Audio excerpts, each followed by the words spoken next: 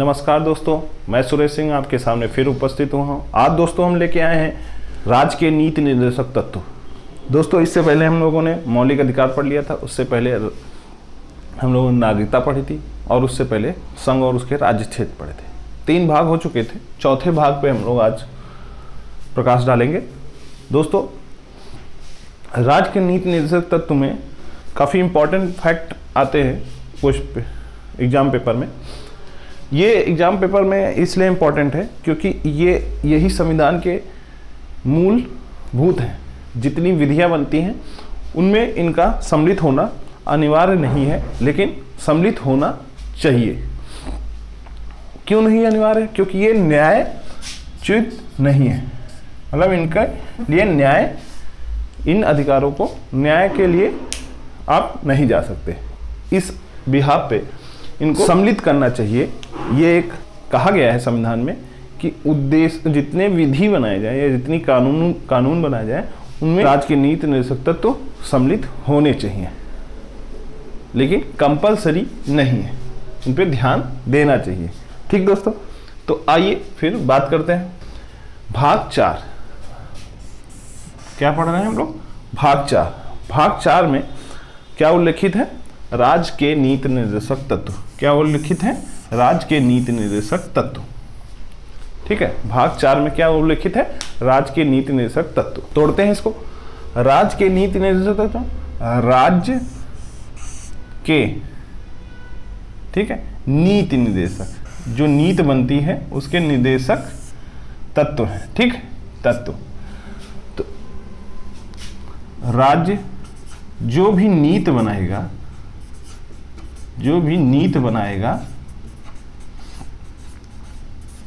उनमें ये तत्व होने चाहिए।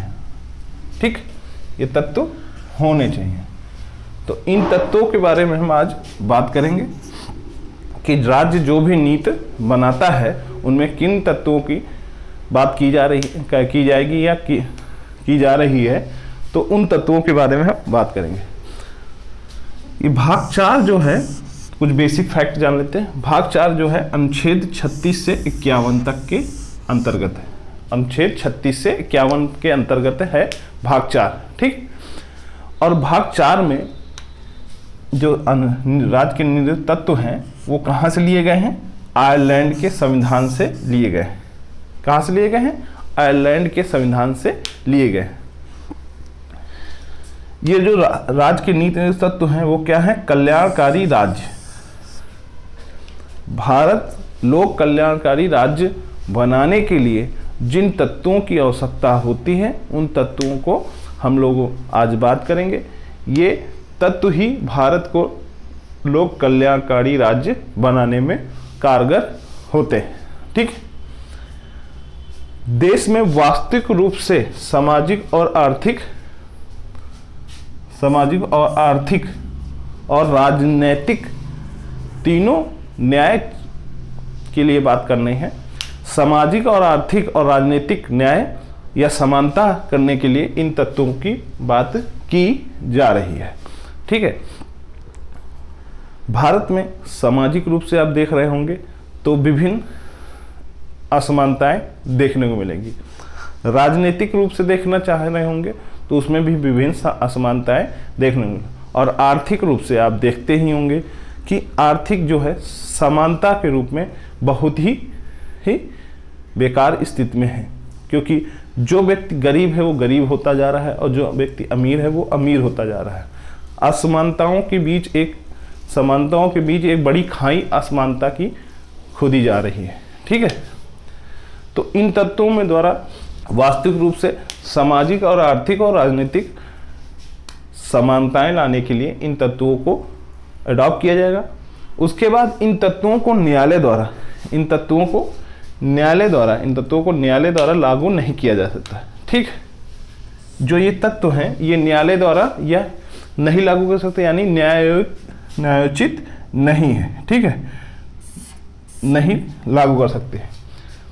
देश के शासन में मूलभूत स्थान रखते हैं। अब ये देश के शासन में मूलभूत स्थान तो रखते हैं लेकिन न्याययुक्त नहीं है। इनके लिए, इन तत्वों के लिए राज्य या राज्य के नागरिक न्यायालय नहीं जा सकते और न्यायालय भी इन पे अपना हस्तक्षेप नहीं किया कर सकता। ठीक है। देश के शासन में मूलभूत स्थान रखते हैं। अब देश के शासन में जो शासन चलता है, विधियां बनती हैं, उनमें इनका मूलभूत स्थान है। ठीक है। कानून जो मेन फैक्ट है, कानून बनाते समय इन तत्वों को प्रयोग करना राज्य का कर्तव्य होगा। कानून बनाते समय इन तत्वों का प्रयोग करना राज्य का कर्तव्य होगा। ठीक है। कर्तव्य होगा, ना कि अनिवार्य होगा। ठीक है। अनिवार्य कर्तव्य नहीं है, सिर्फ कर्तव्य है। यानी अगर सरकार चाहे, राज्य चाहे, तो इन तत्वों को अपने नियमों में सम्मिलित कर सकती है, अन्यथा नहीं। ठीक है। लेकिन सरकार ये चाहती है या राज्य ये चाहता है कि इन तत्वों को प्रत्येक नियम या विधि में या कानून में इन तत्वों को सम्मिलित किया जाए। ठीक। अब हम बार बार राज्य की बात कर रहे हैं, आप समझ रहे होंगे राज्य की बात करें तो राज्य क्या है। जिस प्रकार भाग 4 में हम लोग अनुच्छेद 36 के अंतर्गत राज्य शब्द का प्रयोग कर रहे हैं, उस राज्य शब्द का प्रयोग इसलिए कर रहे हैं कि राज्य को विधायिकी, कार्यपालिका, विधायिका के अंग और लोक कल्याण संस्थाएं, प्राधिकरण, इन सबको राज्य शब्द के अंतर्गत सम्मिलित किया गया है। इसी तरह भाग 3 में भी राज्य शब्द को सम्मिलित किया गया था। उस राज्य शब्द का अर्थ और इस राज्य शब्द का अर्थ सेम है जो भाग 3 में यूज हुआ था। भाग 3 में यूज हुआ था। इसका अर्थ यही है कि राज्य शब्द जो है वो विधायिका, कार्यपालिका के विभिन्न अंग और साथ ही साथ जो प्राधिकरण हैं, लोक कल्याण संस्थाएं हैं, इन सब के अंग को सम्मिलित किया गया है। ठीक है। उस राज्य शब्द में, और वो जितने नियम कानून बनाएंगे वो सब में तत्व सम्मिलित करने की बात कर रहे हैं। तो इसलिए राज्य शब्द का प्रयोग किया गया। तो राज्य शब्द समझ गए होंगे कि किस चीज की बात कर रहे हैं। राज्य शब्द में सभी अंग सम्मिलित होंगे। ठीक। अब आते हैं निर्देशक तत्वों की विशेषता। अब हम बात करेंगे निर्देशक तत्वों की विशेषता। संवैधानिक निर्देश या विधायिका या कार्यपालिका और प्रशासनिक मामलों में राज्य की सिफारिश। ठीक। जितने भी संवैधानिक निर्देश या कार्यपालिका हैं या फिर विधायिका हैं और प्रशासनिक मामलों में राज्य की सिफारिश। देखिए, जो कार्यपालिका हैं, विधायिका हैं और आपके विधायिका, कार्यपालिका और प्रशासनिक मामलों में, ठीक, जितनी ये तीनों संस्थाएं हैं, इनमें राज्य की सिफारिश क्या है कि इन तत्वों को सम्मिलित किया जाए। क्या है? सिफारिश। ठीक है। ना कि एक अधिकार से कह सकते हैं कि ये काम करना ही है, ये एक सिफारिश कर सकते हैं। ठीक है। सिफारिश यानी इन पर ये कोई बाउंडेशन नहीं दे सकते कि या ये तत्वों को सम्मिलित करें, इन कानूनों को सम्मिलित करें। तो देखिए दोस्तों, संवैधानिक निर्देश, विधायिका, कार्यपालिका और आपका प्रशासनिक मामलों में राज्य जब सिफारिश कर रहा है तो आप समझ ही पा रहे होंगे कि राज्य में जो तत्व सम्मिलित करने हैं वो कोई अनिवार्य रूप से नहीं सम्मिलित किया जा सकता। ये सिर्फ एक अपनी नैतिकता के आधार पर, राज्य की नैतिकता या इन संस्थाओं की नैतिकता के आधार पर उन्हें सम्मिलित करना होगा या फिर अनिवार्य नहीं है। ठीक है। अब आते हैं नेक्स्ट शब्द में। राज शब्द का भाग 3 में, ये तो हम बता ही चुके हैं, राज शब्द का भाग 3 में जो वर्णित है वही भाग 4 में वर्णित किया गया है।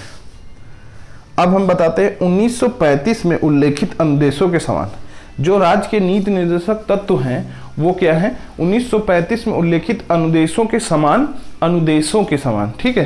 क्या है? अनुदेशों के समान है। ठीक है।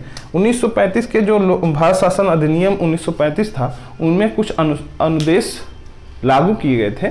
उन अनुदेशों के समान ही राज्य के नीति निर्देशक तत्व हैं। लेकिन पुलिस उस समय हमारा जो सिस्टम था वो ब्रिटिश सिस्टम था। इस वजह से उन अंदेशों को क्या किया गया था, एक पुलिस विभाग के रूप में एडॉप्ट किया गया था ये। और आज के टाइम पे उसे जो हम लोग का नीति निर्देशक तत्व हैं वो लोक कल्याणकारी समाज बनाने के, राज्य बनाने के लिए किया जा रहा है। ठीक, लोक कल्याणकारी राज्य का निर्माण करने के लिए किया जा रहा है। ये गैर न्यायोचित है। ठीक है, न्यायोचित नहीं है, ये गैर न्यायोचित है। ठीक है, अब हम उनका वर्गीकरण देखते हैं। जो हमारे राज्य के नीति निर्देशक तत्व हैं उनके वर्गीकरण करते हैं। ऐसे भी हम पढ़ा सकते हैं कि राज्य के नीति निर्देशक तत्व क्या हैं और कितने टाइप के हैं, लेकिन दोस्तों जो राज्य के नीति निर्देशक तत्व हैं वो क्या करते हैं, हम लोगों को न्याय प्रोवाइड करवाने की कोशिश करते हैं, अनिवार्य रूप से नहीं, लेकिन उन्हें अब ये भी जान लीजिए कि ये अनिवार्य रूप से क्यों नहीं किया जा सकता। जब संविधान निर्माता लोग संविधान को निर्माण कर रहे थे तब राज्य के नीति निर्देशक तत्व जो थे उनको इसलिए अनिवार्य रूप से नहीं किया गया था क्योंकि उस समय जो ये राज्य था या समाज था या जो देश था उस देश में विभिन्न असमानताओं से ग्रसित था। ठीक है, बहुत सारी असमानताएं थी जिनकी वजह से ये कानून सभी में लागू नहीं हो सकता था। इसलिए एक विशेष वर्गों के लिए ये कानून बनाकर उन्हें एक समान रूप से ला सकते हैं और राज्य फिर उन्हें एक रूप से कानून बना सकता है उन सब के ऊपर। इसलिए राज्य के नीति निर्देशक तत्व अनिवार्य रूप से सम्मिलित नहीं किए गए थे। ठीक है,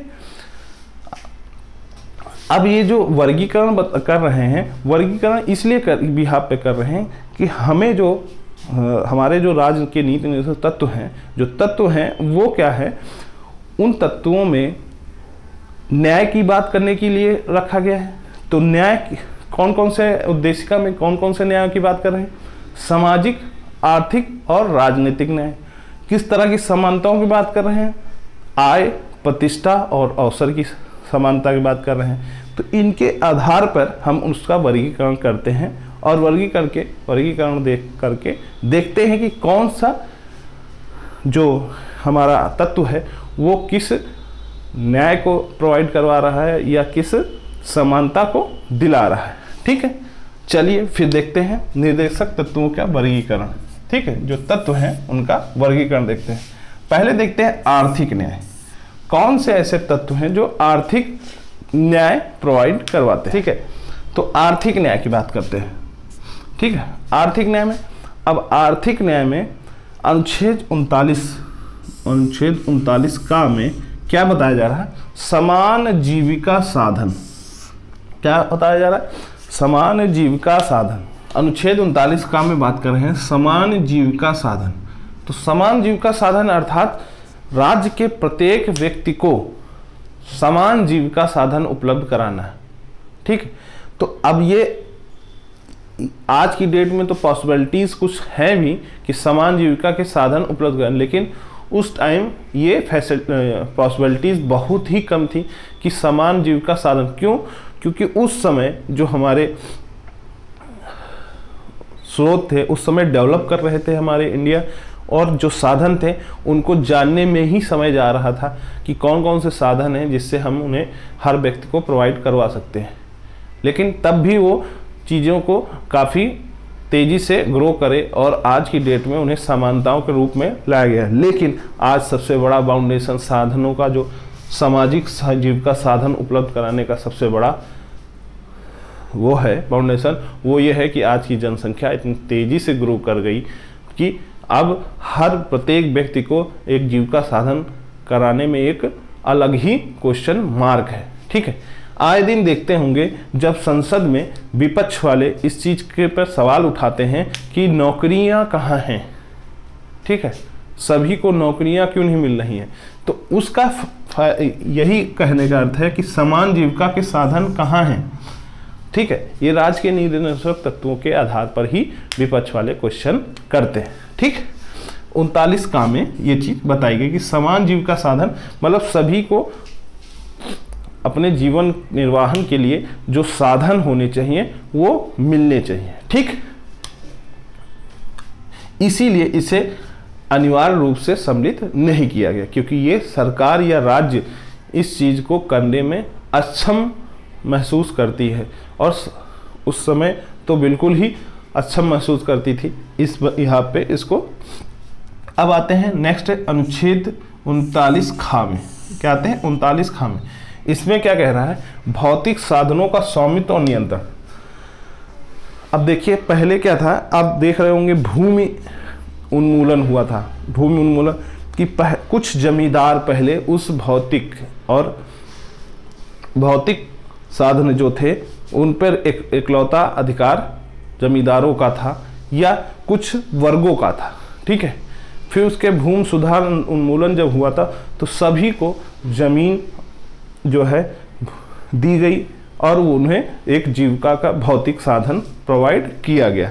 ठीक है, तो स्वामित्व वाला यानी किसी को भी भौतिक साधन जो भी हैं उन साधनों में किसी को स्वामित्व नहीं प्रोवाइड कराना है। अगर स्वामित्व दिया जा रहा है तो वो एक नियंत्रण के रूप में दिया जाएगा। ठीक है, एक नियंत्रण के रूप में दिया जाएगा। अब जैसे भौतिक साधन, अगर आज की डेट में समुद्र से तेल निकाला जा रहा है तो रिलायंस अगर तेल निकाल रही है, उस ससुरा तेल निकालेगा तो वो अपने अधिकार क्षेत्र में लेके नहीं निकालेगा, वो गवर्नमेंट के कंट्रोल के बिहाफ पे ही निकालेगा। ऐसा नहीं है कि उसने अगर लीज पे ले लिया समुद्र के कुछ हिस्से को और तेल निकलवाने लगा और निकालते निकालते पूरा समुद्र खाली कर दिया, तो ऐसे थोड़ा होगा। ठीक है, उसके लिए वो करेगा, लेकिन वो गवर्नमेंट के निर्देशानुसार ही करेगा। ठीक है, वो नियंत्रण में ही करेगा। ठीक है, अब जैसे फूड कंपनियां हैं, फूड कंपनियां सारा फूड नहीं ले सकती है ना, पहली बात तो वो सक्षम ही नहीं लेने के, लेकिन अगर लेते हैं तो वो फूड का कुछ हिस्सा एक कंट्रोल यूनिट के रूप में ही रख सकते हैं, पूरा इन्वेंट्री नहीं रख सकते। इस बिहाफ में भी इसको कंट्रोल और स्वामित्व नियंत्रण किया जा सकता है। ठीक, अब देखते हैं दूसरा है हमारा केंद्रीकरण ना होना। केंद्रीकरण ना होना अनुच्छेद 39 ग में क्या कह रहा है? केंद्रीकरण ना होना। जो योजनाएं हैं, जो सुविधाएं हैं, जो भौतिक संसाधन हैं, जो आपकी आय के स्रोत हैं, वो केंद्रीकरण ना हो, किसी एक ही के पास स्थिर न रहे, वो सभी के पास वितरित रहे, सभी को कमाने, खाने और रहने के लिए आज़ादी हो। इसलिए केंद्रीकरण ना होने पाए, इस बिहाफ पे ये जो राज्य के नीति निर्देशक तत्व हैं वो में उसमें सम्मिलित किया गया है। ये देखिए दोस्तों, ये अनिवार्य नहीं है, इस वजह से ये आज की डेट में देख रहे होंगे कि कुछ सेक्टरों में या कुछ आपके क्षेत्रों में क्या हो गया है, एक केंद्रीकरण ही हो गया है।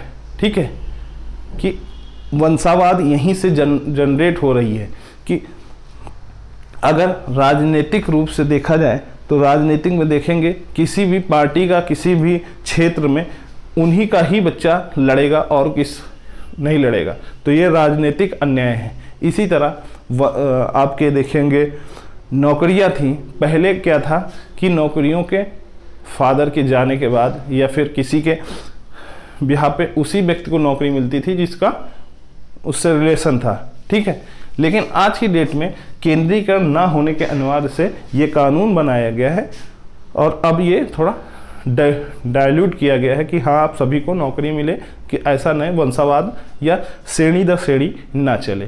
ठीक है, लेकिन अभी भी बहुत ही गैप बाकी है, बहुत ही इस कार्य में गैप बाकी है कि केंद्रीकरण ना हो। इस बिहाफ पे इस पे काम करने की अभी भी बहुत ज़रूरत है, लेकिन ये अनिवार्य रूप से ना होने की वजह से ये चीज़ें अभी भी गैप में दिखाई पड़ती हैं। अब आते हैं नेक्स्ट 39 अंगा में, समान वेतन। ठीक है, समान वेतन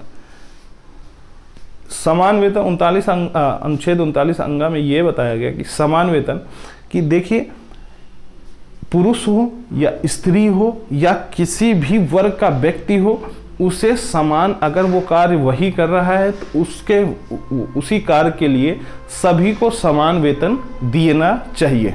ठीक है, तो समान वेतन लागू करने के लिए ये क्या किया गया है, 39 अंगम गया है। अक्सर देखते होंगे कि स्त्रियों को कम वेतन दिया जाता है या कुछ वर्गों को कम वेतन दिया जाता है उसी काम के लिए, और कुछ वर्गों को अधिक वेतन दिया जाता है उसी कार्य के लिए। तो उस एक ही कार्य के लिए अगर सभी वर्ग लगे हैं, पुरुष और स्त्री, तो सभी को समान वेतन लागू होगा। ये आप देख रहे होंगे। ठीक है, ये इस अंगा के अंतर्गत सम्मिलित किया गया है। ठीक है, अब आते हैं आर्थिक न्याय, इसमें भी दिया जाता है। अनुच्छेद 48 में कृषि और पशुपालन को अधिक न्याय बनाना। देखिए, आर्थिक न्याय में ये भी कहा जा रहा है कि जो कृषि है, पशुपालन है, उनको आधुनिक डेवलपमेंट देना चाहिए। ठीक है, जिससे किसान वर्ग उन्हें उससे एक आय अर्जित कर सकें। ठीक है, आर्थिक रूप से। दूसरी चीज़ें अभी देख रहे होंगे, प्रधानमंत्री ने एक किसान समृद्धि योजना चलाई है, वो इसी बिहाफ पे चलाई है कि जो कृषि और पशुपालन करते हैं उनको एक जीविका के लिए एक समान एक राशि मिले, जिससे वो भी अपना जीविका वहन करते हैं। क्योंकि आए दिन देखते होंगे कि कई किसान अपनी कर्ज के लिए, अपने किसानी के लिए वो अपने आप को सुसाइड कर लेते हैं, आत्मदाह कर देते हैं। तो उस समस्या से ग्रसित लोगों को एक प्रधानमंत्री समृद्धि योजना है, उसके माध्यम से एक छोटी सी राशि दी जाए, जिससे उनकी जीविका अच्छे से चल सके। ठीक है, तो वो एक आर्थिक न्याय के रूप में प्रोवाइड किया गया है अनुच्छेद 48 के अंतर्गत। ठीक, और कृषि और पशुपालन को भी एक आधुनिक रूप से डेवलप किया जाए, ये राज्य का एक कर्तव्य होना चाहिए। अब आते हैं नेक्स्ट, स्वास्थ्य और शक्ति और सुकुमार अवस्था का दुरुपयोग न हो। क्या कह रहा है, स्वास्थ्य, शक्ति और सुकुमार अवस्था का दुरुपयोग न हो। जैसे पुरुष और स्त्रियों के, ठीक है, पुरुष और स्त्रियों के स्वास्थ्य का और शक्ति का दुरुपयोग न हो। जैसे आप कोई व्यक्ति या कोई वर्ग बहुत मेहनती है, तो उसका ये अर्थ नहीं है कि उसी को उस कार्य के लिए इतना जुटा लो, उतना उसका शोषण कर लो कि वो उसका स्वास्थ्य खराब हो जाए या उसकी शक्ति जो है क्षीण हो जाए। ठीक है, और जो हमारे बच्चे हैं या बालक हैं, उनको उनकी सुकुमार अवस्था को ग्रसित न किया जाए, शोषित न किया जाए, इस आधार पे ये अनुच्छेद दुरुपयोग न हो, इस अनुच्छेद को बनाया गया है। ठीक,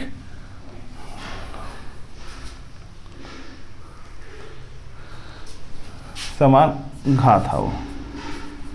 ठीक है, अंगा है ये, अंगा ये है, घा वो था अनुच्छेद 39, घा जो था वो समान वेतन के लिए। ठीक है, अब आते हैं बच्चों और युवकों का शोषण से रक्षा।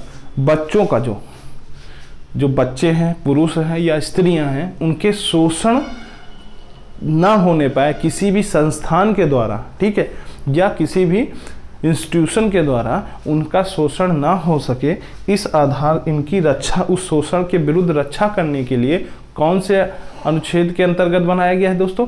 अनुच्छेद जो है 39(4) के अंतर्गत, 39(4) के अंतर्गत उनके शोषण को से रक्षा करने के लिए ये अनुच्छेद लाया गया है। देखिए, इतने इम्पॉर्टेंट फैक्ट हैं, इतने इम्पॉर्टेंट ये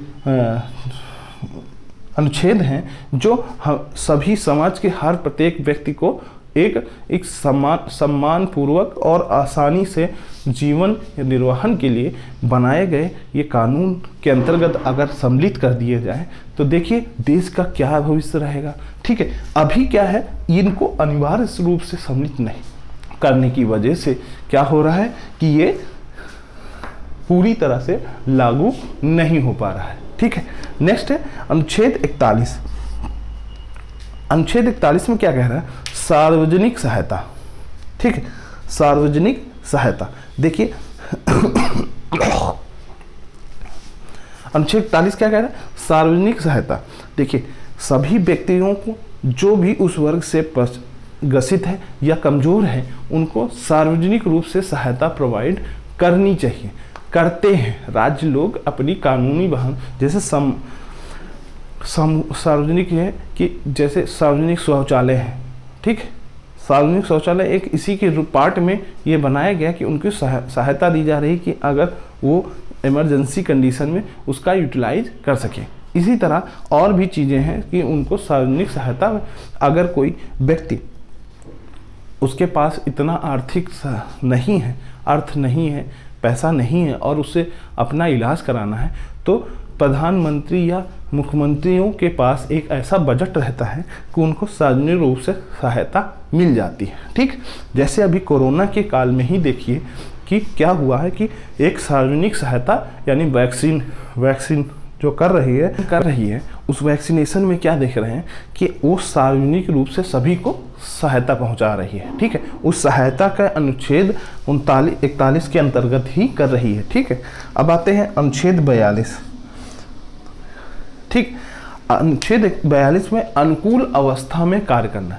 अब ये अनुकूल अवस्था में जो कार्य करना है, तो आप देख रहे होंगे कि जैसे किसी वर्ग या किसी व्यक्ति में एक अनुकूलता के आधार पर कार्य कर दिया जाता है। जैसे वो हैंडीकैप्ड है तो उसके हैंडीकैप के अनुसार ही कार्य दिया जाएगा और वो उसे सुविधाएं भी उसी अनुसार दी जाएंगी। ठीक है, इसी तरह आप देखते होंगे ये आर्टिकल बहुत ही इम्पोर्टेंट है, काफ़ी बार पूछ चुका है। जो महिलाओं की प्रसूति का वो होता है सिस्टम, उसमें क्या होता है कि उन्हें एक प्रसूति अवकाश प्रदान किया जाता है। किस आधार पे? अनुच्छेद 42 के अंतर, क्योंकि उनके अनुकूल अवस्था में ही कार्य किया जा सकता है, प्रतिकूल का अवस्था में कार्य नहीं कराया जा सकता। ठीक है, तो ये एक व्यवस्था की गई है। अनुच्छेद 43 में रोजगार और कुटीर उद्योग, तो अनुच्छेद 43 में ये बताया गया है कि सभी को आय अर्जित करने के लिए उन्हें कुटीर उद्योग और रोजगार प्रोवाइड कराएं या रोजगार भत्ता देते हैं। तो ये देखते होंगे कि राज्य जो होती है, राज्य वो अपने देशवासियों को, अपने नागरिकों को क्या करती है, ये तो रोजगार प्रोवाइड करने के लिए विभिन्न नौकरियां निकालती है या कुछ कुटीर उद्योग MSME के थ्रू कुछ कुटीर उद्योग शुरू करती है या फिर उन्हें रोजगार भत्ता प्रोवाइड करने की कोशिश करती है। तो ये किस अनुच्छेद के अंतर्गत? अनुच्छेद 43 के अंतर्गत ये है। लेकिन ये अनिवार्य रूप से नहीं, इसलिए संसद में अक्सर पूछते हुए देखेंगे कि ये क्यों नहीं हुआ, इसका विकास क्यों नहीं हुआ, ये नौकरियां क्यों नहीं निकल रही। ठीक, अब आते हैं नेक्स्ट है अनुच्छेद 48। अनुच्छेद 48 में क्या है? अवसर, प्रतिष्ठा और आय के असमानता समाप्त करना। देखिए, अनुच्छेद 38 में ये बताया जा रहा है कि जो हमारी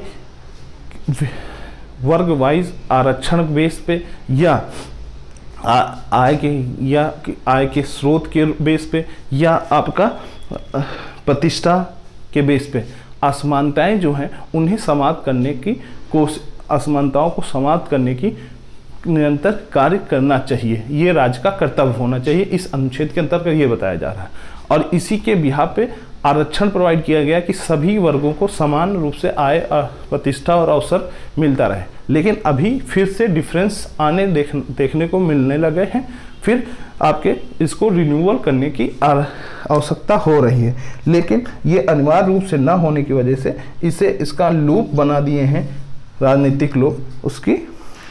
ठीक है, अब आते हैं, ये हो गया हमारा आर्थिक न्याय। अब बात करते हैं सामाजिक। तो हम लोग किसकी बात कर रहे थे? हम लोग बात कर रहे थे सामाजिक न्याय की। ठीक है, तो सामाजिक न्याय में क्या था? जो सामाजिक न्याय है, इस तत्व का निर्देशक तत्व जो है वो कौन सा है सामाजिक न्याय में, यानी सामाजिक न्याय कौन प्रोवाइड करता है, कौन सा तत्व जो सामाजिक न्याय को देता है, ठीक है, या बात करता है या उसकी सुरक्षा करता है, वो कौन से है? अनुच्छेद 46। अनुच्छेद 46 में क्या कह रहा है? दुर्बल वर्गों, शिक्षा, अर्थ संबंधी सुधार, सामाजिक अन्याय तथा शोषण से रक्षा।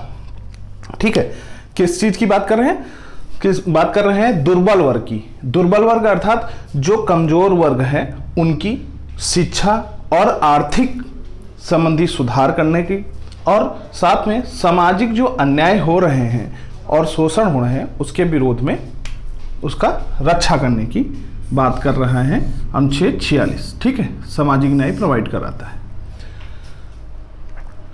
तो इस तत्व को अनिवार्य रूप से तो नहीं सम्मिलित किया गया है, लेकिन राज्य के जितने भी नियम या फिर विधायिका द्वारा या कार्यपालिका द्वारा या संसद द्वारा जो भी नियम बनेंगे उन सारी विधियों में ये सब सम्मिलित करना राज्य का कर्तव्य होगा, ऐसी बात की गई है जो सामाजिक न्याय को दिला सकती है। ठीक है, सामाजिक सुधार की, ठीक है, दुर्बल वर्ग की शिक्षा और आर्थिक संबंधी सुधार की, सामाजिक जो अन्याय हो रहे हैं उनकी और तथा शोषण की रक्षा करने की बात कर रहा है। अब आते हैं नेक्स्ट में, जीवन स्तर और स्वास्थ्य के सुधार का प्रयत्न।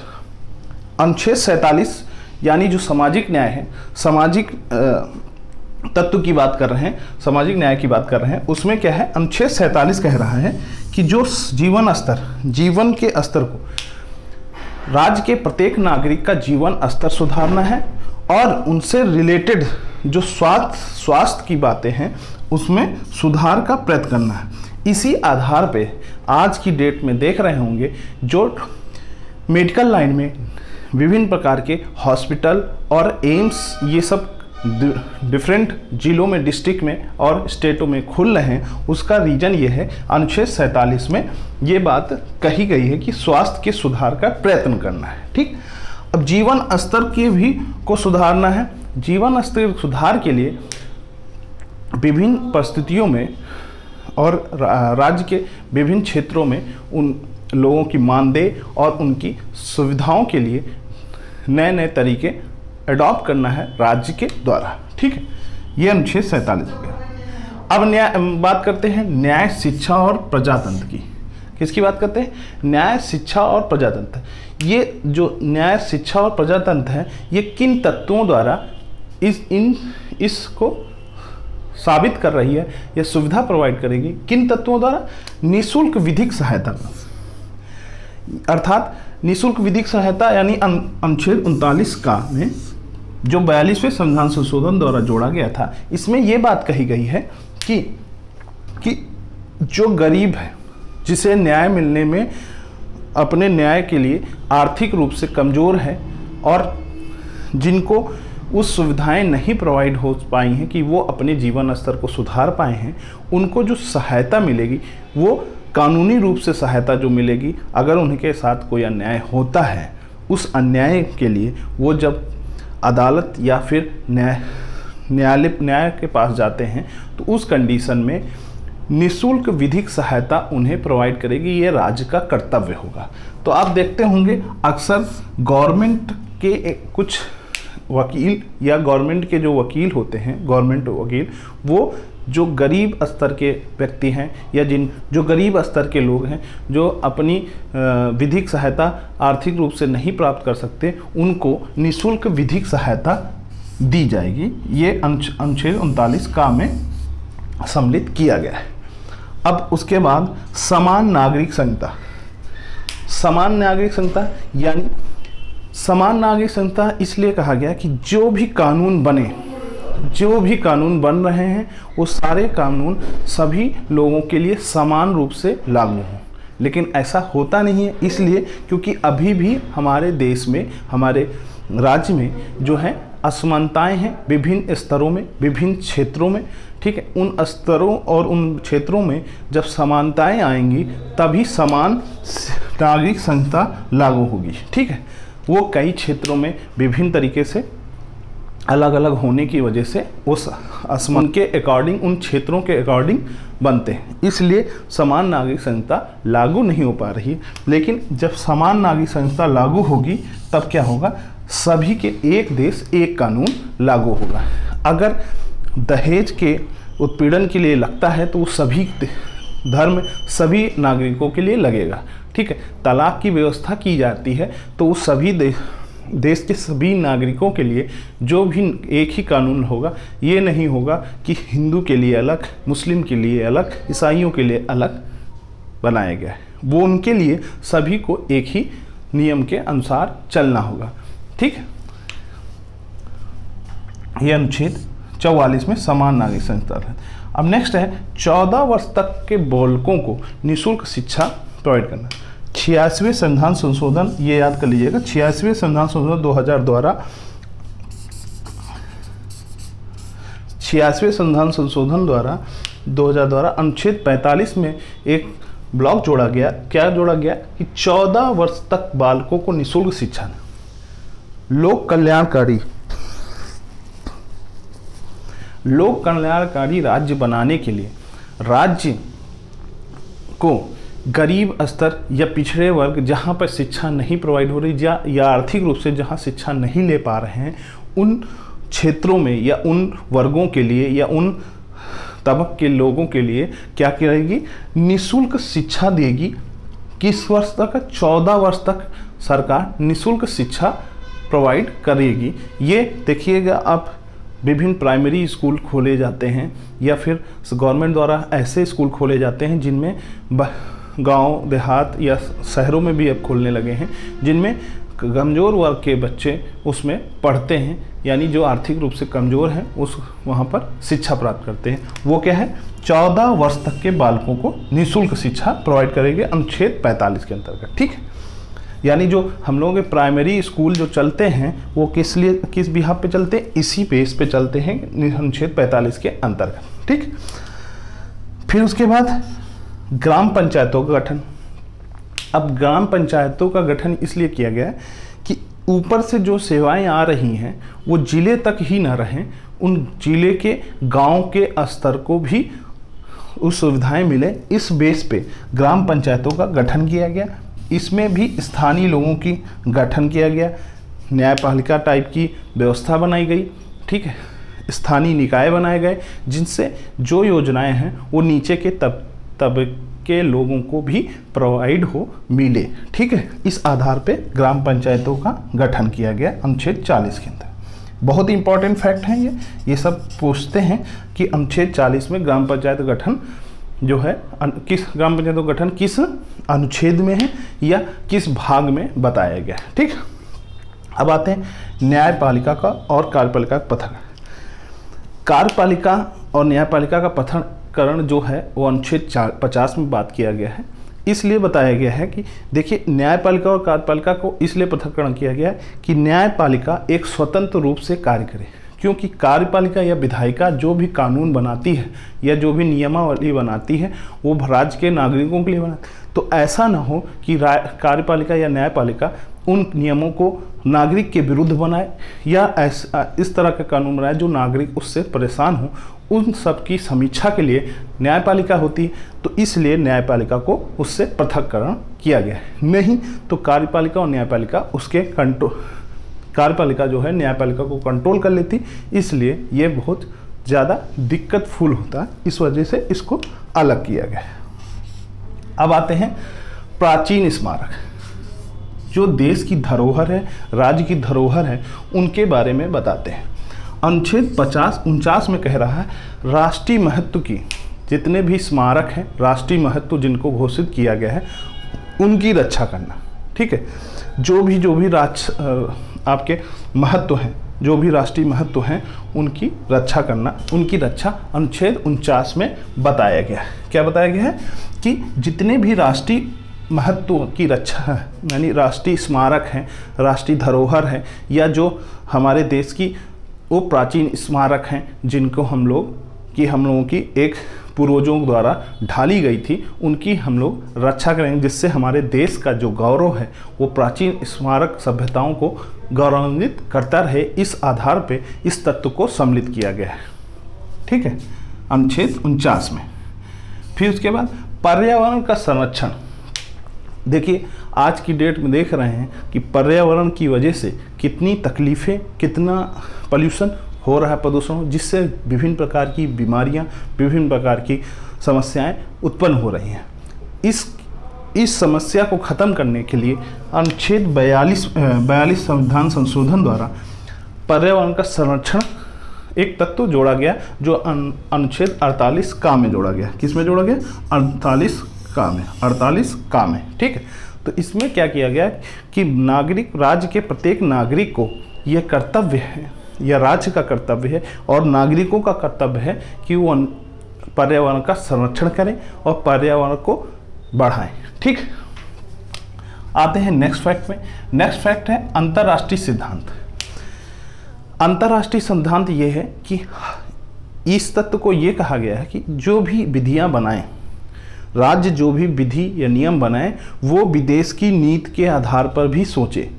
ठीक है, अंतर्राष्ट्रीय स्तर पर भी, क्योंकि जो देश का वो है वसुंधम कुटुंबम, जो देश का देशों से और अपने पड़ोसी देशों से एक तालमेल अच्छा से बनाए, उसके आधार पे जो जिससे वो हमारे ऊपर ना कर पाए अधिकार और ना हम उनके अधिकार पाए और एक अच्छे भाईचारा के बिहाव पे करें, तो उसके लिए क्या होता है, अंतर्राष्ट्रीय शांति और सुरक्षा की विदेशी नीति बनाई गई है, जिसमें देश विदेशों में अंतर्राष्ट्रीय में शांति बनाए रखें और जो हम अपने देश को भी शांति से सुरक्षित रखें।